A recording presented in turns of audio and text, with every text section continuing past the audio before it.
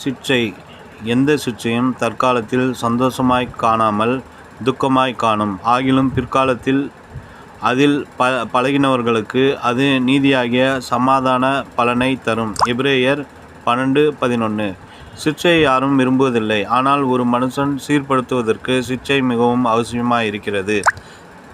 தேவனுடைய சிட்சை என்பது ஒருவேளை அந்த நேரத்தில் துன்பமானதாக இருக்கலாம். ஆனால் பிற்காலத்தில் அதுவே நமக்கு ஆசீர்வாதமானதாக மாறுவதை காண்போம். நாம் நம்முடைய பிள்ளைகளை பிரம்பினால் சிட்சிக்கிறோம்.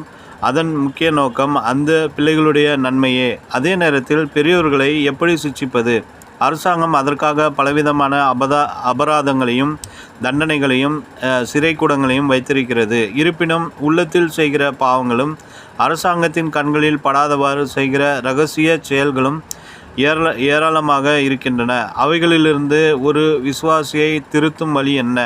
வேதம் சொல்லுகிறது, கர்த்தர் எவனிடத்தில் அன்பு கூறுகிறாரோ அவனை அவர் சிட்சித்து தாம் சேர்த்து கொள்கிற எந்த மகனையும் தண்டிக்கிறார் என்று பிள்ளைகளுக்கு சொல்லுகிறது போல உங்களுக்கு சொல்லியிருக்கிற புத்திமதியை மறந்தீர்கள். எபிரெயர் 12:6. கர்த்தர் நம்மை கண்டிக்கும்போது நம்மேல் அவர் அன்பு வைத்திருக்கிறார் என்பதை நாம் மறந்துவிடக்கூடாது. அந்த அன்பு காரணமாகவே அவர் நம்மீது அக்கறை கொண்டவராய் சிட்சைகளையும் பாடுகளையும் கஷ்டங்களையும் நம்முடைய வாழ்க்கையிலே அனுப்பி நம்மை நல்வழிப்படுத்துகிறார். வேதம் சொல்லுகிறது, நீங்கள் சிட்சையை சகிக்கிறவர்களாயிருந்தால் தேவன் உங்களை புத்திரராக எண்ணி நடத்துகிறார். தகப்பன் சிட்சியாத புத்திரன் உண்டோ?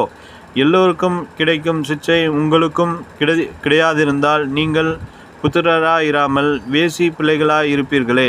அன்றியும் நம்முடைய சரீரத்தின் தகப்பன்மார்கள் நம்மை சிட்சிக்கும் போது அவர்களுக்கு நாம் அஞ்சி நடந்திருக்க நாம் பிழைக்கத்தக்கதாக ஆவிகளின் பிதாவுக்கு வெகு அதிகமாய் அடங்கி நடக்க வேண்டும் அல்லவா?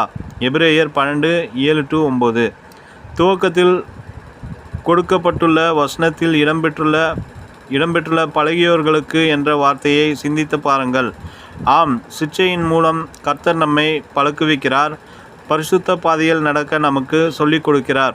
ஆலோசனை கர்த்தராகிய தேவன் சிட்சையின் மூலம் நமக்கு கற்றுக் கொடுக்கிற நல்ல பாடம் உண்டு.